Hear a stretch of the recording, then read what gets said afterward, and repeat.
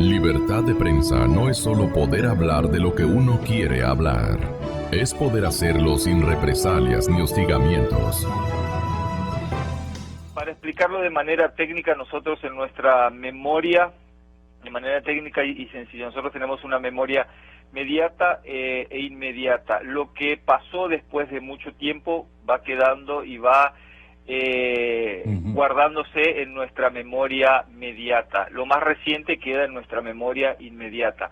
Basta solamente activar ciertos mecanismos de recuerdos como para que aquello que está archivado en la memoria mediata surja a nuestra instantáneamente, memoria inmediata. Eso lo haríamos tranquilamente con los documentos que se encuentran en la Asamblea General del Estado y con la ayuda invalorable de la señora Patricia Ochoa, que es un archivo vivo de este caso, y que ella sí contiene de manera fresca los nombres en la punta de la lengua, porque ha durante estos 8 años vivido con todos estos nombres en su boca. Diferente de mi caso, en el cual para mí, como le dije, es un caso que terminó en el 2013 y después de eso se sucedieron muchísimos otros casos acá en Brasil, por los cuales siempre hay nombres acumulándose, pero eso es fácilmente recordable con documentos en la mano, de eso no tenga la duda. En asociación de recuerdos, si alguien pulsa determinados nombres o aparecen en el camino indagatorio final de Fiscalía, ¿usted estaría convalidando o tal vez reprochando la mención de nombres equivocados, por decirlo de alguna manera?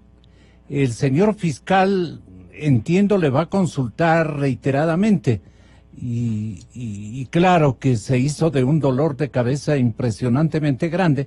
Dolor de cabeza no por sus inconductas ni por sus complicaciones de temor o alineamiento, sino más bien con su transparencia. Usted tiene que ser cuidadoso y los asesores judiciales o jurídicos le tendrán presente, además de su clara inteligencia y experiencia de perito, le va a hacer responder, pero su aspiración será decirlo todo, Roberto.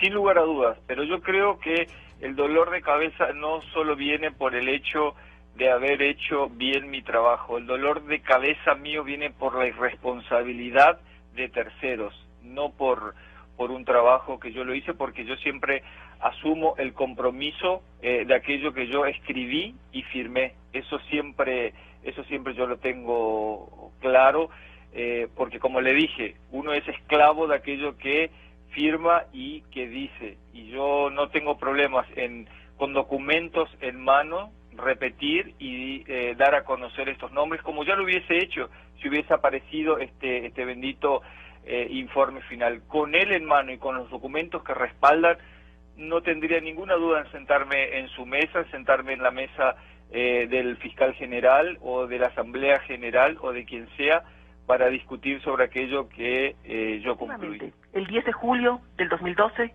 yo me entrevisté con el señor Rafael Correa Delgado, después de haberle enviado una carta y diciéndole que que yo la iba a hacer pública esa carta, hablando sobre el asesinato de mi esposo, y él dijo que se quería entrevistar conmigo el día martes 10 de julio del 2012. Efectivamente hubo la reunión, era a las 5 de la tarde, nos reunimos y le hablé de todo. Inclusive le dije que recordaba que mi esposo, unos días antes de pedir su disponibilidad, había hablado personalmente con él, había pedido reunirse con él.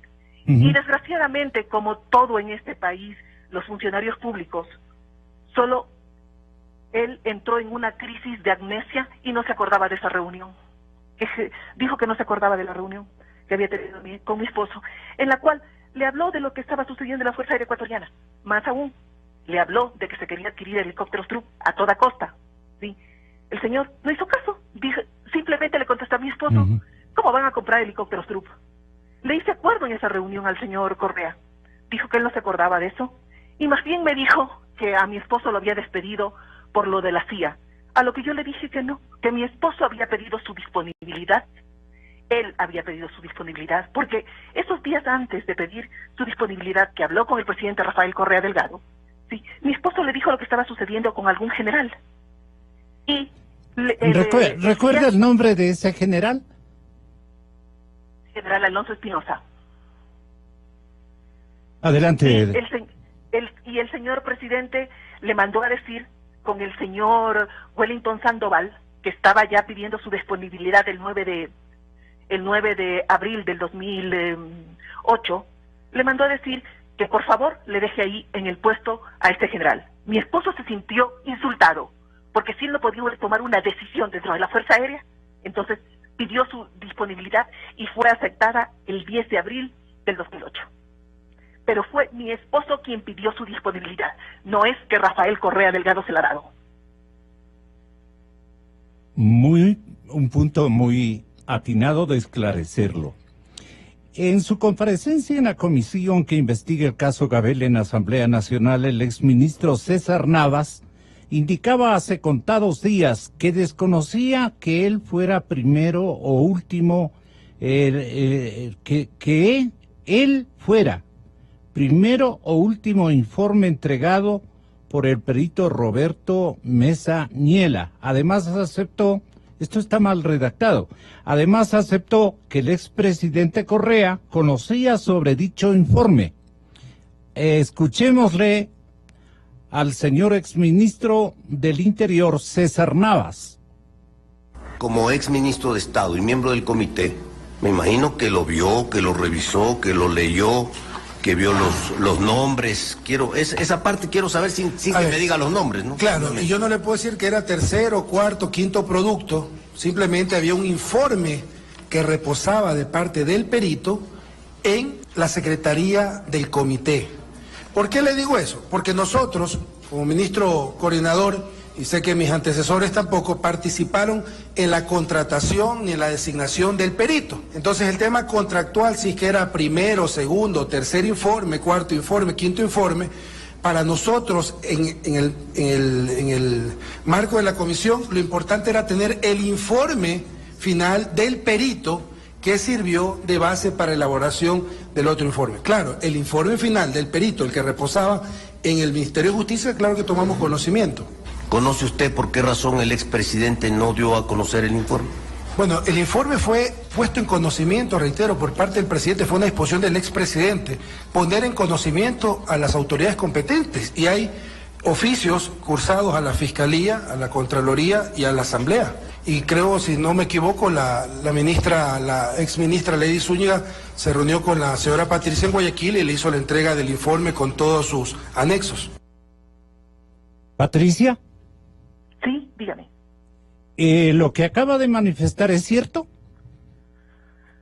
Realmente, el señor Navas lo que no sabe es que a mí me entregan un informe sin firma ni sumilla, indicando el mismo informe que han entregado a la Fiscalía, el mismo informe que han entregado a la Comisión. Igual a la Fiscalía no le entregaron con firma de responsabilidad. No, el informe del perito Mesa está sin firma ni de responsabilidad. ¿Quién era el fiscal? Más aún, es el mismo informe que me entregaron a mí. Ya. ¿Por qué? Yo ya lo comparé, tanto en la Fiscalía como en la comisión que está investigando el caso de asesinato de mi esposo. Es el mismo informe que me entregan a mí, indicando que es como que si fuera del perito Mesa, indicando que es un delito común sin poder identificar el móvil del crimen. Más aún, a mí me sorprende que el señor Navas diga todo lo que dijo en la reunión. Realmente yo no sé si alguna vez puso atención cuando estuvo en estos comités, o no sé para qué le pagaban al señor ministro. ¿Sí? Por eso, el día en que me presenté que estuvo delante mío, en la comisión de la fiscalización, le hice un pequeño obsequio al señor, ¿sí? Para que se recordara. Hay una pastilla que se llama Recorderis. No. Más, yo le llevé una copia del informe que él firmó, de las 45 hojas del informe de los ministros, ¿sí? Y se lo entregué diciéndole, vea, para que se acuerde la próxima vez, tome este obsequio y por favor lea, ¿sí? Realmente me sorprende que un funcionario vaya y diga que no sepa si había 1, 2, 3 o 8 informes, cuando en esas actas constan los nombres de ellos.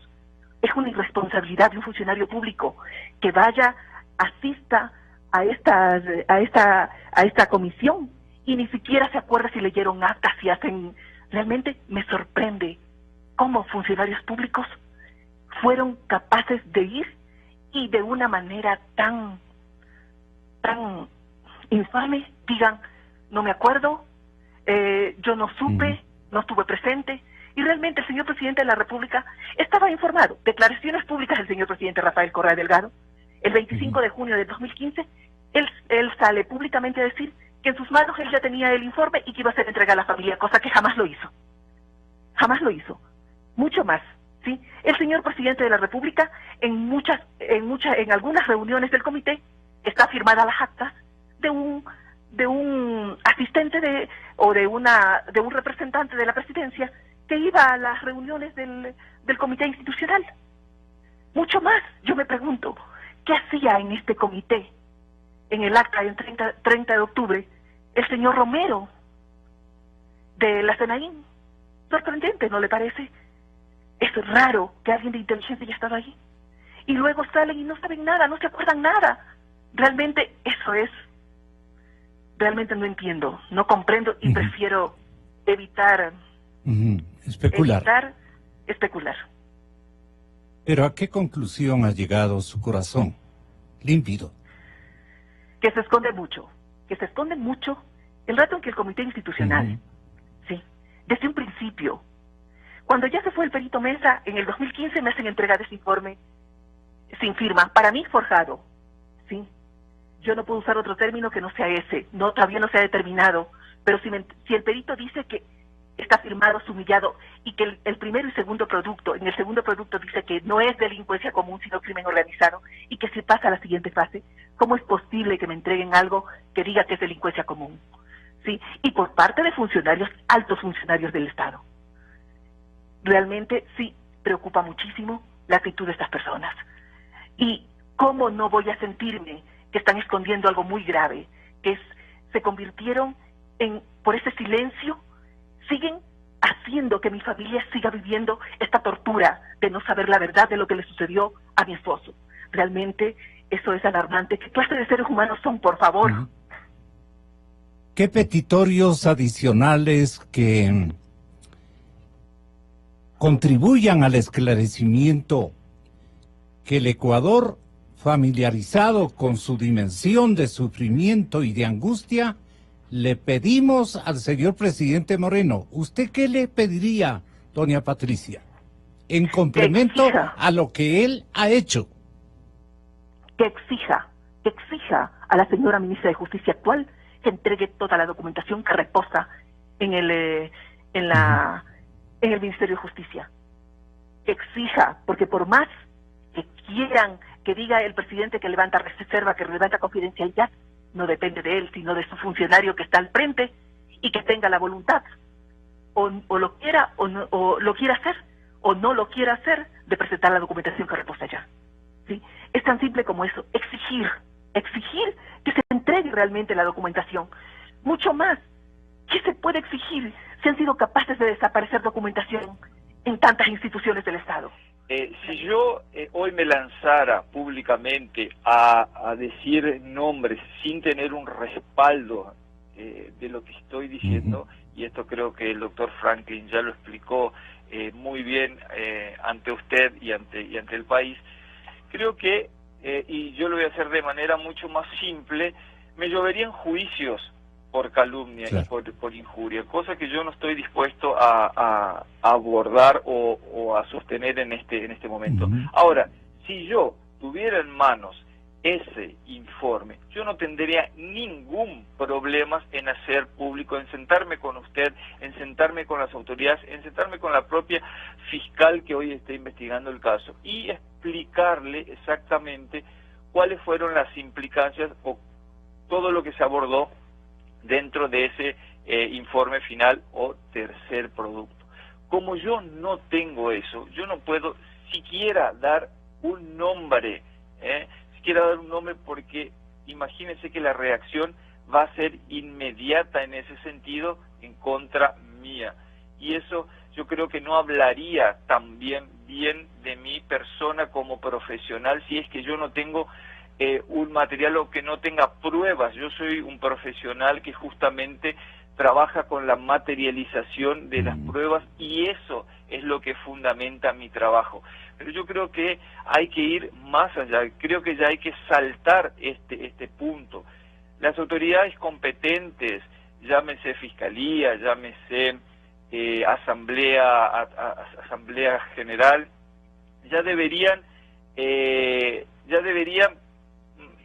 dar un paso adelante y tratar de reconstruir y de responsabilizar a las personas que tuvieron en su poder este tercer producto y lo hicieron desaparecer. Yo creo que no hay que seguir dando vueltas en este punto, porque ya vimos que no se va a llegar a nada. La familia Gabela sigue esperando esto. Yo considero que esto sigue siendo una falta de respeto, inclusive hacia la señora Patricia, que ansiosa espera que de una vez por todas se avance en este sentido, y no se lo está haciendo, se está dando vueltas sobre algo que ya está más que claro en donde debería haberse esclarecido, que es en la Fiscalía General del Estado. Por eso me sorprendió el día de ayer este levantamiento de la reserva, porque yo creo que cualquiera en mi lugar haría exactamente lo mismo si es que no tiene un respaldo. Y después aún más me sorprende el oficio del Ministerio de Justicia pidiendo algo que nosotros ya lo dijimos ante la Fiscalía General del Estado que no tenemos. Entonces, ¿Qué le pedía, perdone, para reiterar el petitorio? ¿Qué le solicitaba a la ministra de Justicia? Que entregue todos los que entregue de manera inmediata todos los insumos que tengo. Y los insumos, señor Rosero, se encuentran en el Ministerio de Justicia, Derechos Humanos y Cultos. Lo que se llevaron de la oficina de la calle Amador, del pasaje Amador, y después lo que sobró se lo llevé yo personalmente. Por eso, y me disculpe que por ahí me exalte, pero yo creo que ya deberíamos ponerle un punto final a este tema, porque es algo del cual yo hoy estoy rindiendo cuentas por una cuestión humana y profesional. Humana en relación a la señora Patricia, y profesional más allá de que el contrato terminó el 2 de septiembre o el 3 de septiembre del 2013, cuando yo entregué y cumplí con mi obligación. Después de eso, 5 años se pasaron en el cual no se hizo absolutamente nada, o se mintió, o se ocultó información, o se perdió información, y al día de hoy, claro, cuanto más pasa el tiempo, más difícil se va a hacer encontrar responsables, encontrar los documentos que no sé en verdad si realmente están, porque si la ministra de Justicia me lo está pidiendo a mí, siendo que reposan en su ministerio, hoy a mí ya me queda la duda si realmente se encuentran en ese lugar. Entonces yo creo que hay que avanzar, porque cada vez esto se está poniendo mucho más grave. La pérdida de documentos ha sido algo recurrente en el país. Esta no es la primera investigación que nosotros realizamos en el país, y se perdieron muchos elementos de prueba sin ningún responsable, no solo en el caso Gabela, sino en otros de los casos. Y es bueno que eso el país lo tenga claro, que es bueno comenzar a responsabilizar a las personas, porque si no, esto va a continuar pasando, y eso no habla bien del sistema de justicia de un país como Ecuador.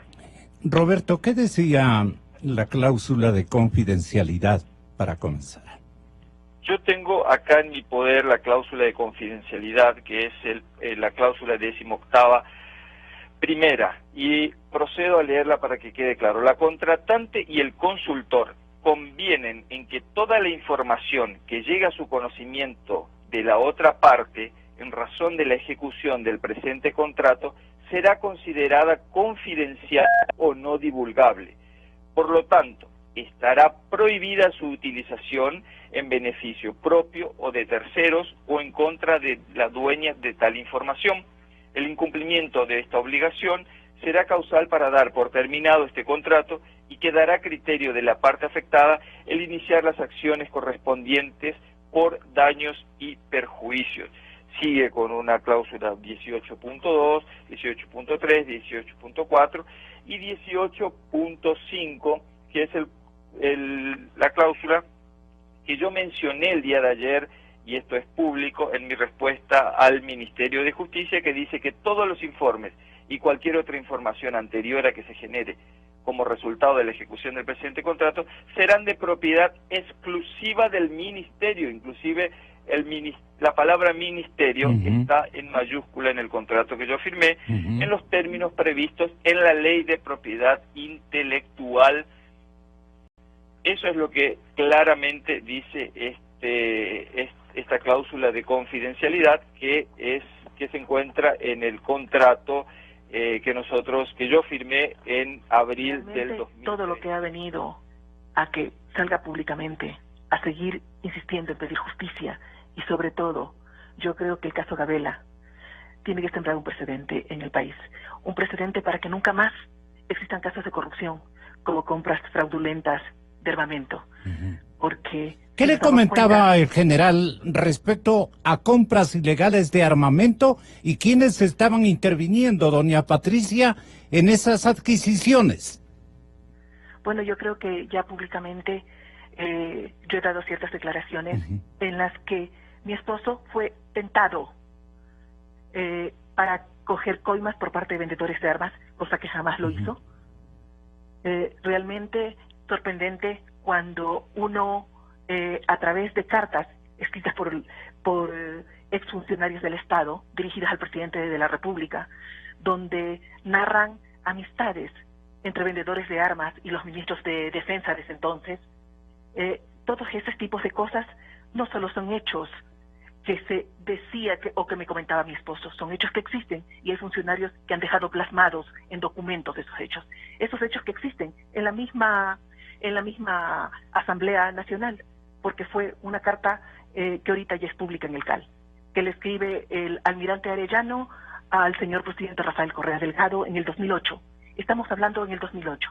Ahí hace referencia también a vendedores de armas en esa carta con 3 documentos secretos. Y fue lo que él confirmó en sus declaraciones en la Asamblea el día que fue. Realmente gravísimo, que habiendo tenido conocimiento el señor presidente de la República a través de un exfuncionario como el señor Arellano en ese entonces, en el 2008, que ya no era comandante general de la Marina, sí, y no haber tomado medidas al respecto. Eso implica mucho.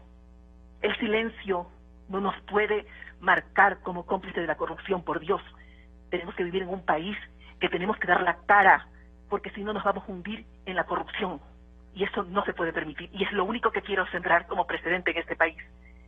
Porque yo sé que con todo lo que pueda hacer, mi esposo no va a revivir, pero hay que presentar esos precedentes. ¿Cómo pueden existir casos Gabela? ¿Cómo pueden existir casos Coronel, casos Garzón, en los cuales funcionarios o empleados públicos se prestan para seguir guardando silencio y que no salgan a la luz los verdaderos asesinos de las personas? Realmente sorprende. Y es hora de decir basta ya de impunidad en este país, basta ya de tener silencio y convertirse en cómplice por ese silencio.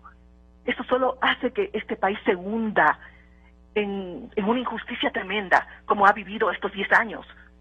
El compromiso y el esfuerzo que ha hecho la señora Patricia Ochoa, y que además manifiesto mi solidaridad, y así he tratado de hacerlo inclusive en las diligencias que se han realizado en la Fiscalía General del Estado, para poder recabar algo de información de quienes fueron miembros, ya sea en calidad de ministros, de máximas autoridades de cartera de Estado o de sus delegados, porque es verdad, nadie recuerda casi ningún detalle de lo que se trató en el comité, ni tampoco aquello que se expuso en los informes de avance, ni detalles que son relevantes. Y estamos hablando de un caso emblemático que todos los que son o han sido servidores públicos saben muy bien lo que significa, es decir, principalmente los que son ministros de Estado, ¿no? Entonces ellos sí llama la atención esta situación, y por lo tanto el esfuerzo y el compromiso de la señora Patricia Ochoa se hace más destacado, y eso quiero reconocer.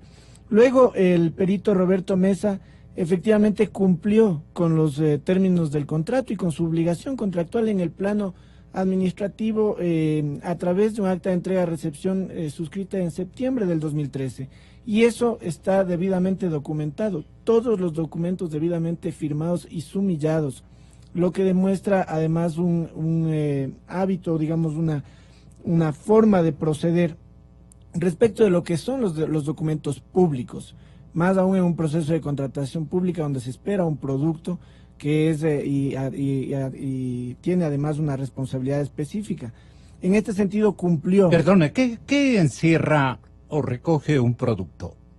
Un producto, una obligación contractual. Básicamente, cada producto es una porción de la obligación contractual que asumió, en este caso, el consultor y que la cumplió. Entonces, ese es un aspecto fundamental. Luego, el perito también, el perito Roberto Mesa Niela, cumplió ante la Fiscalía General del Estado. Y vale resaltar esta dificultad de recabar información respecto de los miembros del comité y, en contraste, la buena predisposición y buena voluntad del perito Roberto Mesa Niela, quien, como le consta a la misma señora Patricia Ochoa, ha consignado toda la información que le ha sido posible y adicionalmente ha dado, digamos, ante las inquietudes de la fiscal, las absoluciones del caso. Es decir, una vez que se levante la reserva de la indagación previa, vamos todos a poder verificar cómo contrasta la información y la transparencia con la que ha actuado el perito Roberto Mesa Niela, y en cambio la opacidad y la dificultad que han tenido los miembros del comité, quienes receptaron toda esta información, de recordar detalles al respecto. Y eso es un tema que también se verá, como digo, cuando se levante la reserva de la indagación previa. Ahora, ¿qué es lo que corresponde? Como ya hemos dicho anteriormente, ahora le corresponde tanto a la Fiscalía General del Estado como al Ministerio de Justicia, Derechos Humanos y Cultos. Pero ¿cierto? Sabemos que hay una investigación, pero de lo que conocemos hay una investigación abierta dentro de la cual fue a aclarar el perito Mesa, que entiendo que es por la desaparición del informe. Es decir, por ahí podríamos estar investigando el fraude.